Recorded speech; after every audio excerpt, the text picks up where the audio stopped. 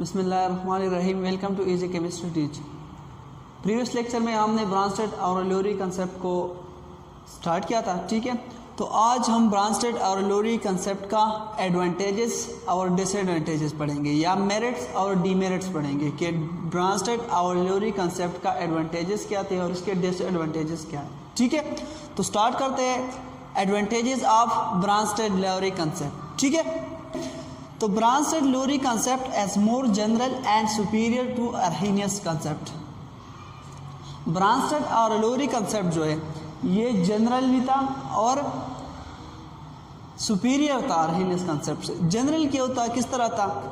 अर्हीनियस concept में ये कहता था कि एसिड ऐसा सब्सटेंस होता है जो कि इक्वस सॉल्यूशन में हाइड्रोजन आयन या प्रोटॉन देता है, ठीक है।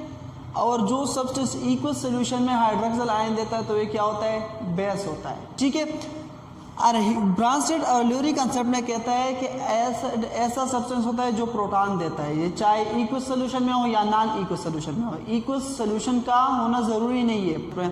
और इसमें कहते हैं कि एसिड ऐसा सब्सटेंस होता है चाहे इक्वस सॉल्यूशन में या नॉन इक्वस सॉल्यूशन में हाइड्रोजन आयन देता है या देने के कैपेबल है, तो ये क्या होता है?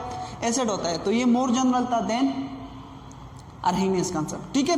और सुपीरियर इस तरह था because it can explain acidic and basic characteristic of substance in aqueous and as well as in non-aqueous protonic solvent like NH3 and hydrogen chloride।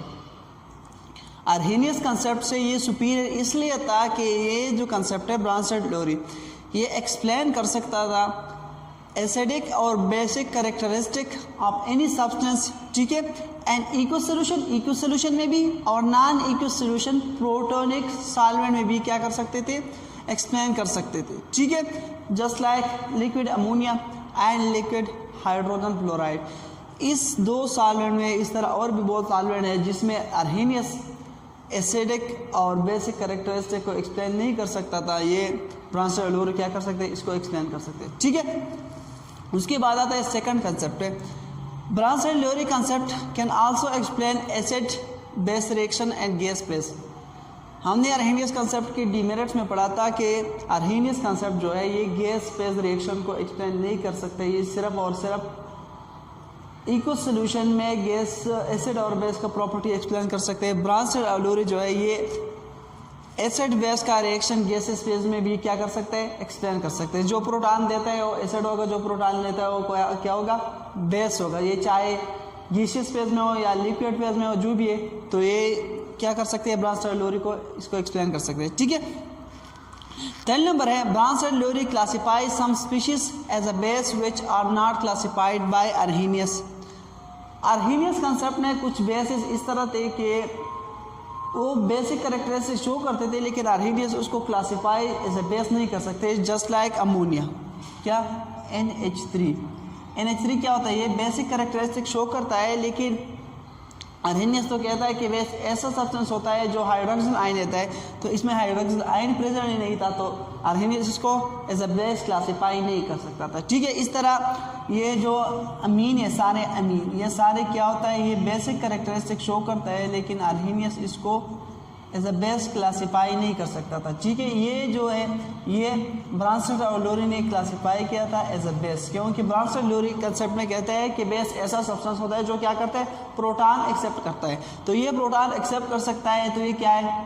Base है। तो अमोनिया और अमोनिया लाइक अदर बेसिस का जो basic characteristic था वो भी ब्रांस्टेड Lowry concept में क्या एक्सप्लेन होते, ठीक है।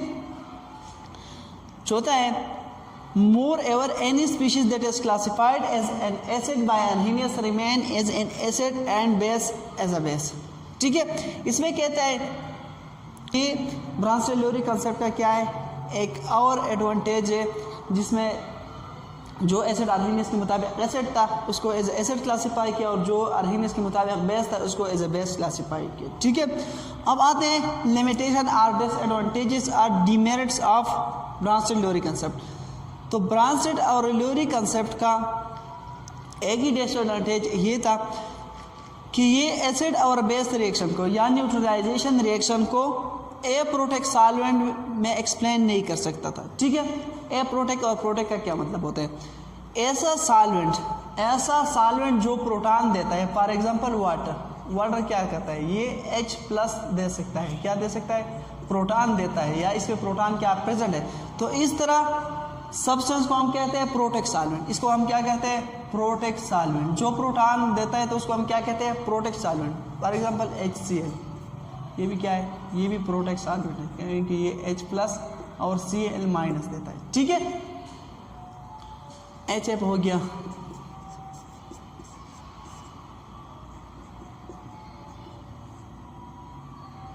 तो ये सॉल्वेंट जो है ये क्या है, ये प्रोटेक्ट सॉल्वेंट है। और कुछ सॉल्वेंट इस तरह होते हैं जो क्या होता है, जो प्रोटॉन नहीं दे सकते। फॉर एग्जांपल BF3, क्या BF3 में प्रोटॉन है ही नहीं, तो किस तरह देगी, ठीक है। तो इस सॉल्वेंट को हम कहते हैं ए प्रोटेक्ट सॉल्वेंट, ठीक है। इस तरह सल्फर डाइऑक्साइड भी क्या है, ये भी ए प्रोटेक्ट सॉल्वेंट है, ठीक है।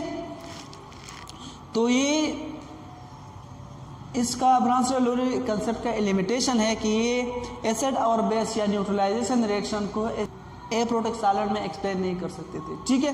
तो आई होप ये आपको समझ में आ गया होगा। तो मिलते हैं नेक्स्ट वीडियो में, अल्लाह हाफिज़।